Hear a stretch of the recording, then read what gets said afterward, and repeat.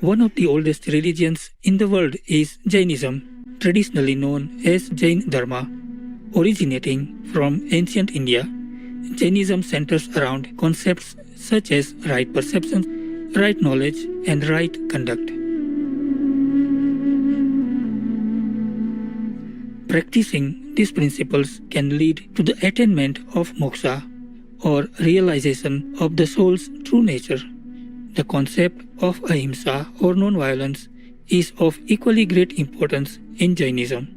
Thus, with compassion for all life, practitioners of Jainism follow a pure vegan or plant-based diet. Jains follow the ancient wisdom of the 24 Tirthankaras or lineage of prophets. Their teachings comprise the Agam Sutras, which are the religion's holy scriptures. The last Tirthankara was Lord Mahavira, who was born a prince of the Vaishali kingdom around the 5th to 6th century BC.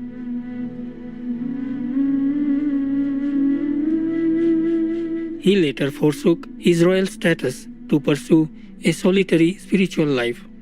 After attaining Kevalgnana or all-knowing intuitive vision, Mahavira was known to face all obstacles with acceptance and forgiveness. He also shared discourses on spiritual truths which form the present-day tenets of Jainism.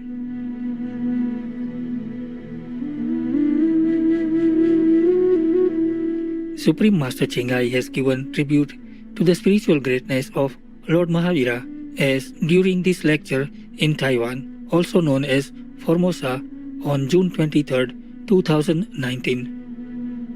I don't know if anyone in the history of mankind could have done or could be doing or will be doing such an asceticism, such a sacrifice like the Lord Mahavir. Okay? That's why I want to read it to you. His heart was filled with equanimity and compassion. His face beamed with a spontaneous smile. Why does he feel compassion after he have this power? Because he can feel what the humans or beings around him or in the world feel. You know, their sorrow, their pain, their frustration, their troubles, their helplessness, their suffering. That's why he has compassion for them.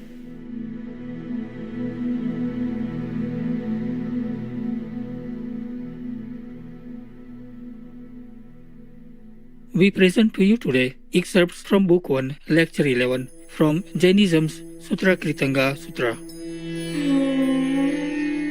First Book, 11th Lecture, The Path. What is the path that has been preached by the wise Brahmana, that is Mahavira, having correctly entered upon which path a man crosses the flood of samsara which is difficult to pass? O monk and great sage, tell us this best path which leads to liberation from all misery as you know it. Tell us how we should describe that path. If somebody, a god or a man, should ask us about it, if somebody, a god or a man, ask you about it, tell them the truth about the path. Listen to me. The very difficult path explained by the Kasyapa, following which some men from this earth have formerly passed over the samsara, like traders over the ocean pass over it even now, and will pass over it in future. This path which I have learned, I shall explain in due order. Man, listen to me. Earth lives are individual beings, so are water lives, fire lives, and wind lives, grass, trees, corn, and the remaining, namely the movable beings. Thus are enumerated the 6 classes of living beings. These are all the living beings. There are no more besides. A wise man should study them with all means of philosophical research. All beings hate pains, therefore one should not kill them. This is the quintessence of wisdom, not to kill anything. Know this to be the legitimate conclusion from the principle of the reciprocity with regard to non-killing. he should cease to injure living beings, whether they move or not, on high, below, and on earth. For this has been called the nirvana, which consists in peace, master of his senses, and avoiding wrong. He should do no harm to anybody, neither by thoughts, nor words, nor acts. A wise man who restrains his senses and possesses great knowledge should accept such things as are freely given him, being always circumspect with regard to the accepting of alms and abstaining from what he is forbidden to accept. A true monk should not accept such food and drink as has been especially prepared for him, along with slaughter of living beings. He should not partake of a meal which contains but a particle of forbidden food. This is the law, spiritual precepts of him who is rich in control. Whatever food a monk suspects to be impure, he may not eat. A man who guards his soul and subdues his senses should never assent to anybody killing beings. In towns and villages, cases will occur which place the faithful in a dilemma. Hearing the talk of people, one should not say, "This is a good action," nor "This is a bad action," for there is an objection to either answer. He should not say that it is meritorious, because he ought to save those beings, whether they move or not, which are killed there for the sake of making a gift. Nor should he say that it is not meritorious, because he would then prevent those for whose sake the food and drink in question is prepared to get their due.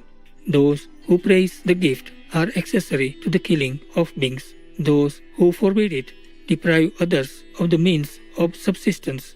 Those, however, who give neither answer, namely that it is meritorious or is not so, do not expose themselves to guilt and will reach beatitude, knowing that beatitude is the best thing as the moon is among the stars. A sage, always restrained and subduing his senses, brings about beatitude.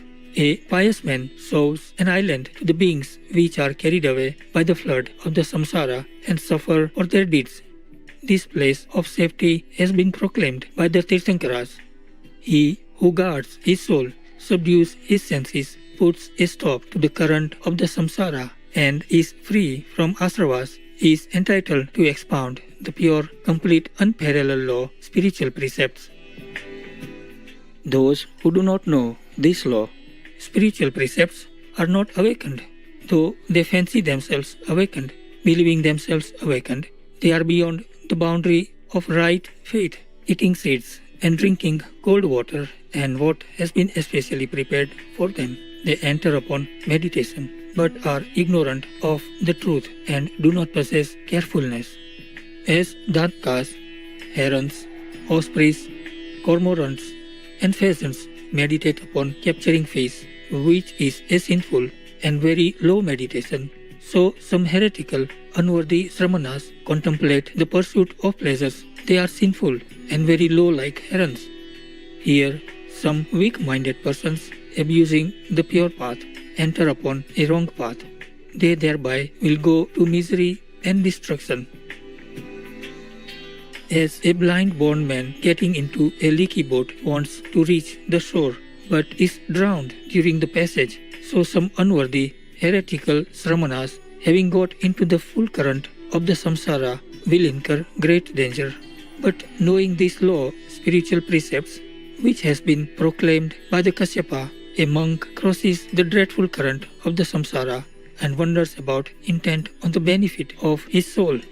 Indifferent to worldly objects, a man should wander about treating all creatures in the world so as he himself would be treated. A wise man, knowing and renouncing excessive pride and deceit, in short, giving up all causes of worldly existence, brings about his liberation. He acquires good qualities and leaves off bad qualities. A monk who vigorously practices austerities avoids anger and pride. The Buddhas that were and the Buddhas that will be, they as it were have peace as their foundation, even as all things have the earth for their foundation. And if any accidents whatever befall him who has gained that foundation, he will not be overpowered by them as a mountain by the storm. A restrained, very learned, and wise monk should accept such alms as are freely given him, being free from passions and waiting for his end. This is the doctrine of the Kaivalin, thus I say.